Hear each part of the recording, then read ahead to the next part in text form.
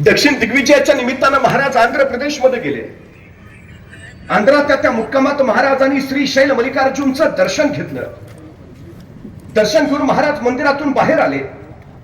महाराजांनी मंदिराचा परिसर न्याहाळला आणि महाराजांच्या लक्षात आलं मंदिर देखणं आहे, मंदिर सुबक आहे, पण मंदिराला घाट नाहीये. आणि महाराजांनी आंध्र प्रदेशच्या त्या मुक्कामात श्री शैल मल्लिकार्जुनच्या मंदिराचे सगळे घाट बांधून काढले. आतापर्यंत अनेक राजे महाराजे आले गेले असतील, अनेकांनी ते मंदिर पाहिलं असेल, अनेकांनी परिसर न्याहाळला असेल, अनेकांच्या ध्यानी आला असेल की या मंदिराला घाट नाहीत, पण बांधावे असं वाटलं कुणालाही नाही. ते वाटलं फक्त छत्रपती शिवाजी महाराजांना. नसते बांधले तरी काही अडचण नव्हती. कदाचित आताच्या काळासारखं सांगता आलं असतं तो भाग कुठे माझ्या मतदारसंघात येतो. पण एक व्यापकता महाराजांच्या ठाई होती.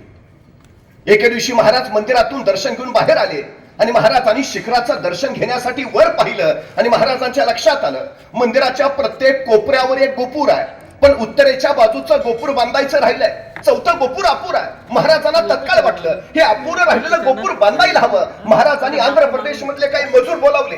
हे चौथं अपुरं राहिलेलं गोपूर बांधून पूर्ण करा, किती खर्च येईल. मजुरांनी रक्कम सांगितली. महाराजांनी तत्काळ पैसे दिले. गोपूर बांधून काढा आणि महाराज पुढच्या मोहिमेला निघाले. महाराजांनी दिलेल्या रकमेच्या बळावर आंध्र प्रदेशच्या त्या मजुरांनी श्री शैल मल्लिकार्जुनच्या मंदिराचं ते चौथं गोपूर बांधून पूर्ण केलं. गोपूर बांधून झालं. सगळे मजूर एकत्र बसले. ऐसा राजा होणे नाही. कित्येक आले गेले, कित्येकांनी दर्शन घेतले, कित्येकांनी शिखर पाहिले, कित्येकांच्या ध्यानी आले. चौथे गोपूर बांधावयाचे राहिले, पण बांधावे असे वाटले कोणालाही नाही. ते वाटले फक्त छत्रपती शिवाजी महाराजांना. ऐसा राजा होणे नाही. हे राजे आपल्या सतत समोर असायला हवेत. आपल्याला त्यांच्याकडून सतत प्रेरणा मिळायला हवी. त्यांचं अस्तित्व इथं असायला हवं. काय करता येईल.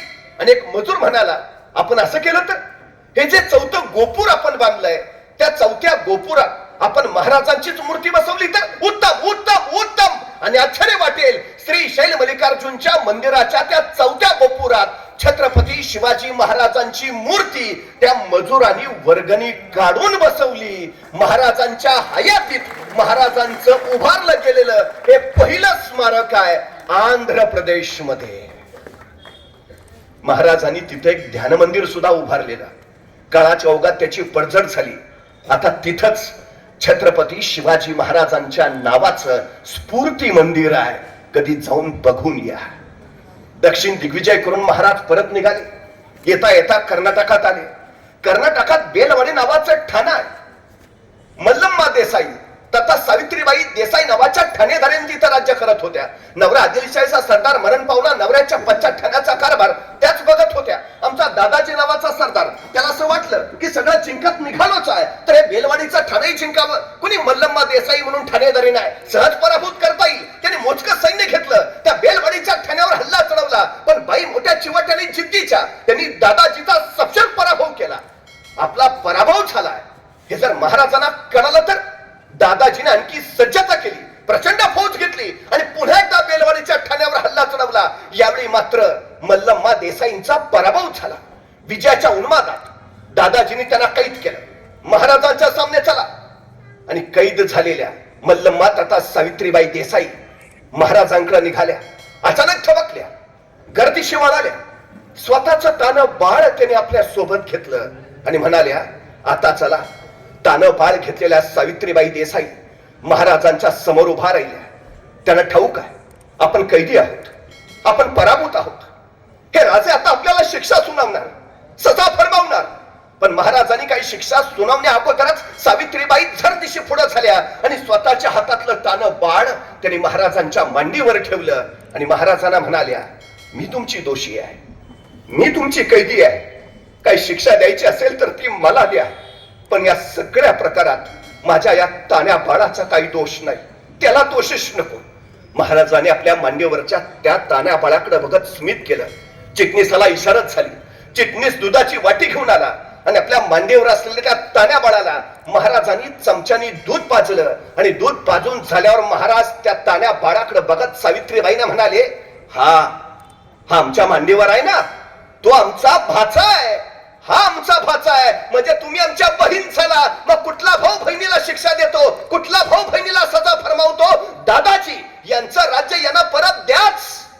पण आमच्या बहीण म्हणून आमच्याकडून यांना चोळी बांगडीसाठी नवराज्य जोडून द्या. आणि हा आमचा भाचा, त्याच्या दूध भातासाठी वतनाची व्यवस्था करा. त्या सावित्रीबाईंना काही कळे ना, कैसा राजा, कैसा राजा.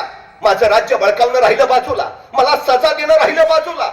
हा राजा मला आपली बहीण मानतो, चोळी बांगडीसाठी मला नवराज्य देतो, माझ्या मुलाला आपला भाचा मानतो, त्याच्या दूध भाताची व्यवस्था करतो. धन्य धन्य ऐसा राजा होणे नाही. महाराजांची ही कीर्ती, महाराजांचं हे मोठेपण लोकांना चिरंतन कळावं यासाठी या सावित्रीबाई देसाईंनी या प्रसंगाची 3 दगडी शिल्प तयार केली. म्हणजे महाराज बसलेत, त्यांच्या मांडीवर ते तानं बाळ आहे, महाराज त्याला चमच्याने दूध पाजतायत आणि शेजारी सावित्रीबाई उभा आहेत. अशी ती दगडी शिल्प. कधी कर्नाटकात गेलात तर धारवाड नावाचा जिल्हा आहे, त्या धारवाड जिल्ह्यात यादवाड नावाचं गाव आहे. त्या यादवाड गावात एक मारुतीचं मंदिर आहे आणि त्या मारुतीच्या मंदिरात सावित्रीबाई देसाईंनी कोरलेलं छत्रपती शिवाजी महाराजांचं हे दगडी शिल्प आहे. खरं तर जगातलं पहिलं महाराजांचं मंदिर हे या सावित्रीबाई देसाईंनी कर्नाटकात उभारलेलं आहे. 350 वर्षापूर्वी महाराज स्पष्टपणे आपल्या सैनिकांना सांगतायत, शेतकऱ्याच्या भाजीच्या देठालाही हात लावायचा नाही. कुठल्या शेतकऱ्यांच्या? आपल्या राज्यातल्या शेतकऱ्यांच्या भाजीच्या देठाला तर हात लावायचाच नाही. पण परक्या राज्यात असाल, शत्रू राज्यात असाल, शत्रूच्या राज्यातल्या शेतकऱ्यांच्या भाजीच्या देठालाही हात लावायचा नाही. महाराजांनी स्पष्ट सांगितलं, परस्त्री माते समान, बाई माणसास धक्का लावायचा नाही. महाराज स्पष्ट सांगतात, मंदिर, मस्जिद, चर्च हात लावायचा नाही. महाराजांचं राजकारण हे मूल्यांवर आधारित राजकारण होतं. एखाद्या माणसाच्या हयातीतच त्यांच्या कर्तृत्वाची स्मारक का उभा राहत आहेत याचं कारण हे आहे, पिढ्यानपिढ्यांनी कसं वागावं, कसं जगावं, कसं चालावं याचा आदर्श 350 वर्षापूर्वी महाराजांनी इथं निर्माण करून ठेवला. रवींद्रनाथ टागोर असं म्हणतात, हा देश मुळातच विविधतेनं नटलेला, नाना जातींचा, विविध पंथांचा, अनेक धर्मांचा, या सगळ्या लोकांना एकत्र करणं कठीण. ते एकत्र आले तर त्यांच्यात एकत्व निर्माण करणं कठीण, आणि एकत्व जरी निर्माण झालं तरी त्यांच्यात राष्ट्रीयत्व पेरणं आणखी महाकठीण. पण हे अत्यंत महाकठीण कार्य छत्रपती शिवाजी महाराजांनी स्वराज्याच्या रूपानं इथं पूर्णत्वाला नेऊन दाखवलं. काय केलं महाराजांनी? महाराजांना मी राष्ट्र निर्माते म्हणतो. राष्ट्र निर्माते, युग प्रवर्तक, विलक्षण आणि अफाट काळ. काय होतं महाराजांकडे? हे विलक्षण कर्तृत्व निर्माण तरी कसं होतं? शहाजीराजे भोसले आणि मासाहेब जिजाऊ यांनी एक स्वप्न पाहिलं. रयतेच्या डोईवर सुखाचं छत्र ठेवायचं आणि स्वराज्याचा प्रपंच उभा राहण्यासाठी या दोघांनी स्वतःचा संसार बाजूला सारला आणि ठरलं, थोरले पुत्र संभाजीराजे शहाजी राजांबरोबर बेंगलोरातच राहतील, ते कर्नाटकात राज्य विस्तार करतील, आणि धाकटे पुत्र शिवबाराजे मासाहेब जिजाऊंच्या सोबत पुण्यात येतील आणि ते महाराष्ट्रात स्वराज्य उभा करतील आणि भविष्यात प्रचंड साम्राज्य उभारतील. हे लोककल्याणकारी असेल. 12 वर्षाचे शिवबाराजे लोककल्याणकारी राज्य उभारण्यासाठी मासाहेब जिजाऊंबरोबर निघाले.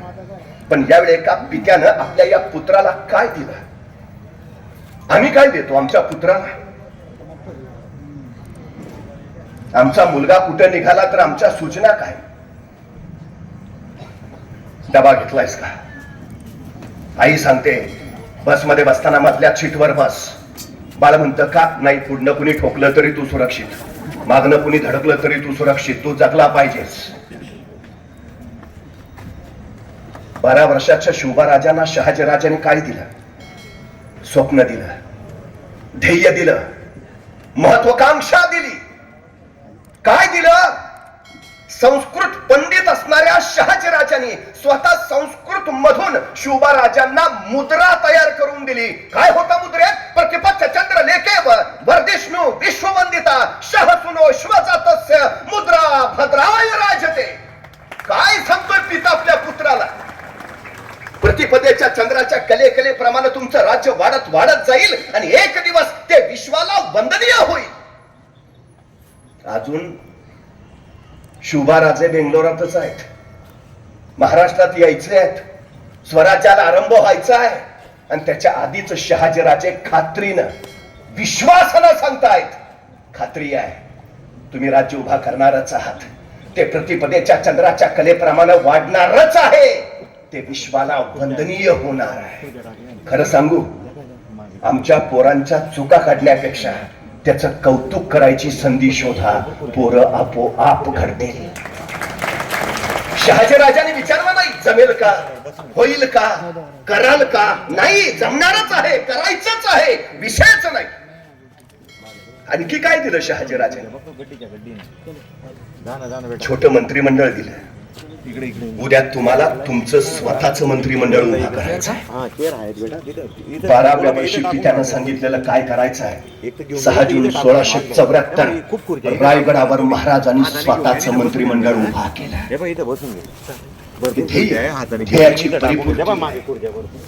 आणखी काय झालं शहाजीराजांनी?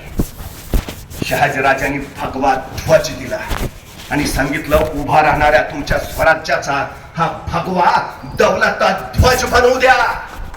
पण त्याच वेळी आणखीन एक गोष्ट सांगितली, पण राजे ध्यानी द्या, हा भगवा पिळणं कुणालाही शक्य होत नाही.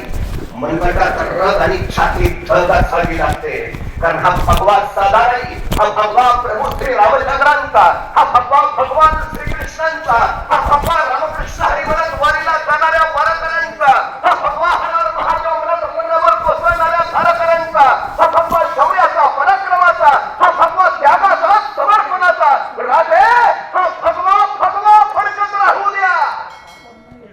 काय सांगितलं? जबाबदारी सांगितली. ते सोपं नाही, राज्य उभा करणं हे सोपं नाही. हा भगवा फडकावत ठेवणं, शौर्य दाखवावं लागेल, पराक्रम गाजवावा लागेल, त्याग करावा लागेल, समर्पण द्यावं लागेल. तेव्हा सगळं उभा राहील. यश सहज मिळत नाही. यश म्हणजे चमत्कार नव्हे, यशाला शॉर्टकट नसतो. यश म्हणजे अपघात नव्हे, ठोकून द्यावं लागतं, झपाटून जावं लागतं.